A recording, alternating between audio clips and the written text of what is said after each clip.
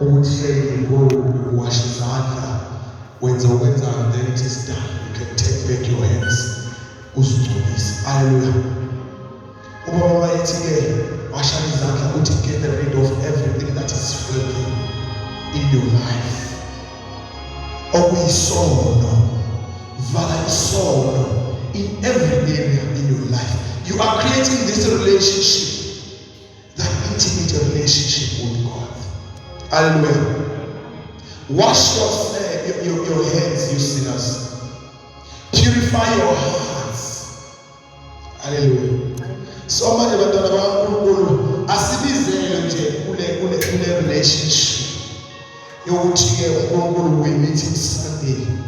Otherwise we are skhohlisa. There is no God omitwa Sunday. There is no God. We are skhohlisa. uNkulunkulu dwell inside you. You are the temple of God. God dwells within you. Hallelujah. Asimmeet Sunday. God is spirit. Those who worship must worship in spirit and in truth. Akalambile sisi. Alright. Sing worship in the spirit. Hallelujah. He is spiritual. We don't need him on Sundays. Sing up, see a relationship. That is why ukhamba ukuthi ushita, ukhuluma ukuthi ushita, ukwenza ukuthi ushita, ngoba sine relationship esinayo. Manje lana besibizelwe kule intimate relationship naye bantwana bakaNkulunkulu. Le relationship face to face noNkulunkulu. Yokukhuluma naye, yokumazi, yokwazana naye. Mangibuya emsebenzini, the first thing I do is to pray. Mangibuya emsebenzini, ngena kuyi-worship, ngiyazihlanza. Why? Nginabantu engihlangana nabo emini abanama-spirits, and ama-spirit they take chances. Ngubone i-light, uma ngibikhanya ebusuku kwenzakalani, kuthi ilwana. So lesikhathi uphume ekuseni emsebenzini ufana njenge-light in the darkness. Ama-spirit will take chances azofuna ukuthi uzofika endlini i-spirit sakho sesidala usohudule inyawo sekungathi nje into yokuqala ongayenza ukulala yini usindwa ngemimoya ama-evil spirit. So uma uke walala they will penetrate you. Bazoyimboza lokhu kukhanya uzothi uvuka lapho uzokuthi unambile udle uthi ufuna ukugeza bese ungene ey'ndabeni ungene ku-generation. Why? Ile mimoya uyiqoqa during the day awuzange uzipurify uzihlanze. Sibizele kwi-intimate relationship with God. Whatever esivimbayo kwi-presence yakho we come against it. Senza ngakho lokho kusemandleni ukuthi sihlala kwi-presence yakhe. Uma ngabe uvuka ekuseni uzizwa ukuthi u-right kama uyaqala ucheck what is the cause. Ake ukhuleke ungene kwi-worship ukhuleke uyasihlanza usese kwi-worship uNkulunkulu akuvezela izinto angajabulanga ngazo during the day. Uziconfess uye umcela purify uzendlale kuyena kwi-worship uthi Nkosi ngiza kuwe ngiza nesoul yami ngizamile ukuqola wena ngizongena endlini yakho ngihlanze. You know me my Father, ngihlanze ngivezele nesono esingivimbe kwi-presence yakho nesingingcolisile. Hallelujah. Intimate relationship. You become closer to him. Take a step. Take a step or take a step. Uthi-ke yizami kimi sondelani kimi. Now take a step. Ukuze ngize kimi. Hlanzani izandla, purify your hearts. Hallelujah. So manje abazalwane ukuba ubuild this relationship noNkulunkulu, it takes ukuthi wazane naye oqala nawe you must clean your hands. Zikhona izinto ezibukeka zi-innocent emehlweni abantu kodwa ezi-ungodly uNkulunkulu. You don't touch those things because you are building an intimate relationship with God. Hallelujah. Noma kungabuya kuhle kanjani, don't touch it. For the sake of abantu abangazi bayizwe lento. Once I was working at eThekwini, kwakumele ngithole 60,000 owawuzoqhamuka ngendlela engekho right. Ngawuyeka ama-colleagues ami abelana bathola bahlukanise lana bawu-16,000 sasibawu-3, angazi babebawu-3 sasiwu-4, angisazi baqeda kodwa bethola 12,000 right in front of my eyes. You don't touch what is filthy. You purify your hands. You clean these hands. Noma kungabukeka kumbathise inkazimulo kanjani, you don't touch it. Or there is an intimate relationship or you build up between you and God. And once wathola this relationship noNkulunkulu, it's worthy whatever ekhangayo in your way. Noma ukuthi bizokubhenefitha ngani ukuba ne-intimate relationship osho ukuthi into zakho ziyalunga, impilo yakho will rise. Ngangitshela laba ezasihamba nabo ukuthi mina ngibaphethe labo 12,000 le, kodwa le mali le ize kini izontshontsha ngoba i-evil. Okwazi ukuthi everything ekhamba kuLucifer ine-assignment in your life. Ingamadimoni iphathisa i-assignment, iphathiswa amagama emibusweni osuya kuthiwa hamba 12,000, hamba uthathe 5 million wakhe. Hallelujah. Ujabulisa 12,000 ubuhamba ufika 5 million okuzophila along your life. Usuzophila ucela ithumbu ngenxa ye-12,000 owawuthola one day waqedwa ngokulo ukuthi uphelelaphi. Hallelujah. So let's start to build that this intimate relationship noNkulunkulu. You benefit. Kukwena ukuthi uyaluza. You benefit. Uvala iminyango izinto ebezibuya zinjabulo in your life. You closing those doors. Ngenxa yokuthi uNkulunkulu akajabule. Uma yawathi uNkulunkulu not happy, you are here, you are crying. What can I do for you, my Lord? What can I do for you, Jesus? Uzube happy. You go as He instructs. You do exactly. Uzobona ukuthi you are foolish. You are stupid. You are not stupid. God will azuza.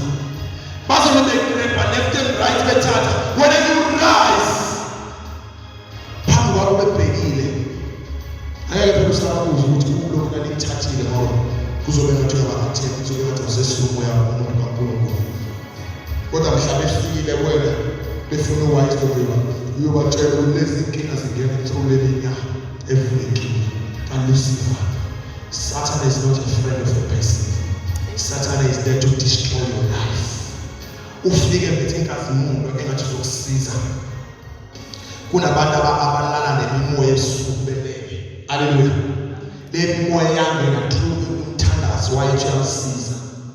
Akasalala esuku. Sekunale ndoda nje efikayo mayilele. Amen. Sekunalo umuntu esifazane ofikayo mayilele. Qeda izinto zakhe zonke ziphele kanjalo. Hallelujah. Intimate relationship.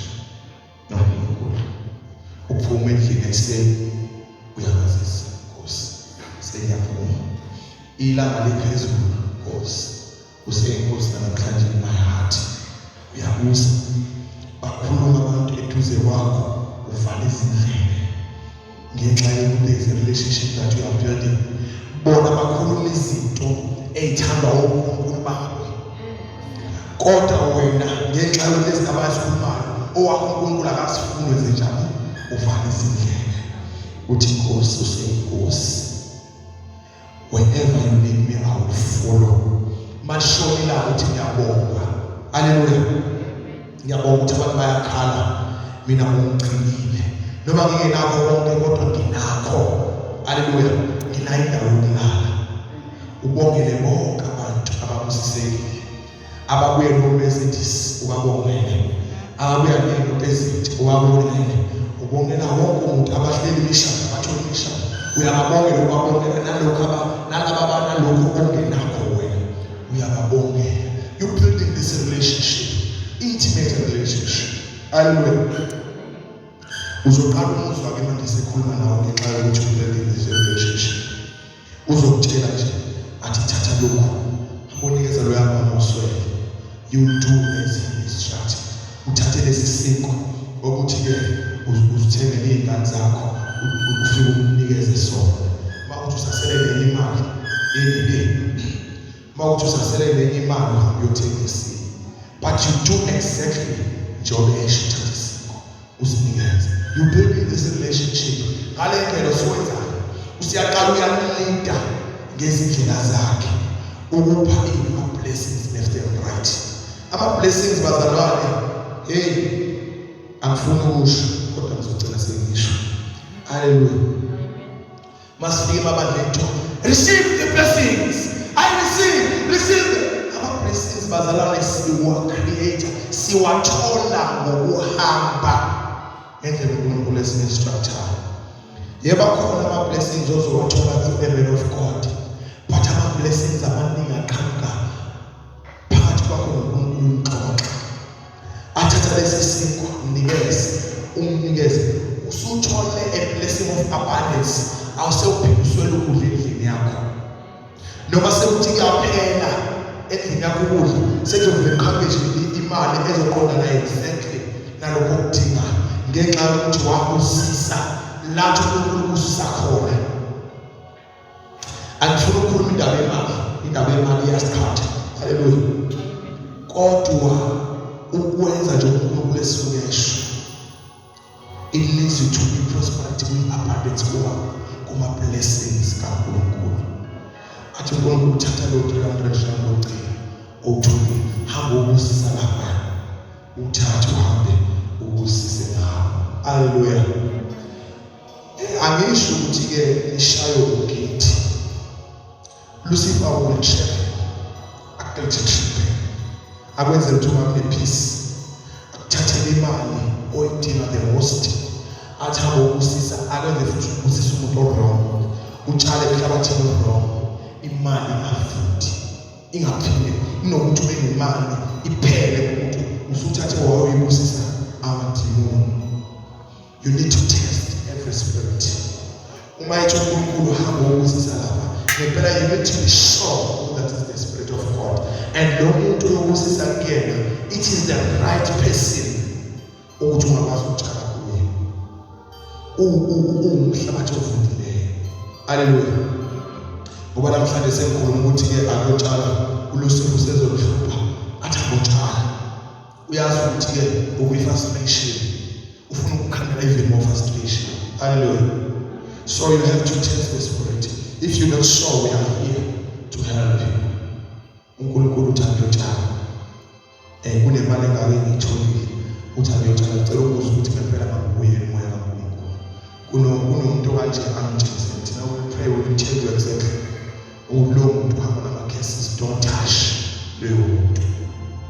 Loyo muntu loyo ngempela uNkulunkulu uthumele hamba utshale uyisele ezulwini. Nawe ukhuleke uthathe loyo mnikelo unyusele ezulwini, uzovuna ungadipulathi. Hallelujah. You building this relationship. Athi uNkulunkulu ngaphandle kokukhipha izinto, athi-ke unoma uthile lapha, thatha izwi lakho leli, hamba kuye, ngifuna ukukhuluma naye. Uhambe ufike uhlale njalo, siyaphila. Uma umfice washe izitsha, umwashise izitsha. Uma umfice epheka umphekisi, umqede, bese uhlale phansi sifunde ngazi izwi likaNkulunkulu. Ithule uNkulunkulu kuwe. Nathi izwi uyambusisa. Haleluya. Ngezwi likaNkulunkulu. Ukhuluma izwi likaNkulunkulu mawuqeda uthi azivela amehlo esikhuleke. Ushiye usibusiso ngaphezulu kwalowo muzi. Uphuma uhambe. Hallelujah. You building this relationship noNkulunkulu. Abantu bazothi-ke uyaloya uyathatha. And there is this relationship that is between you and God. Hallelujah. Incwadi ka-Exodus 33 verse 9 to 11. So it will be life. Amen.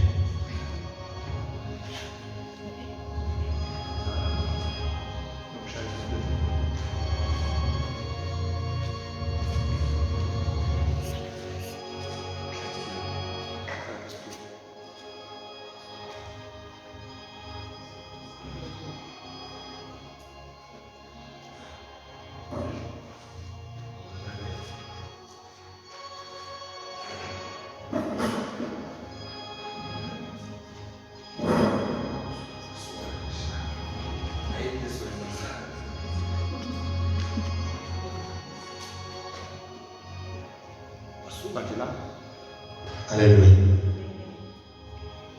Exodus 33, verse 9 to 11.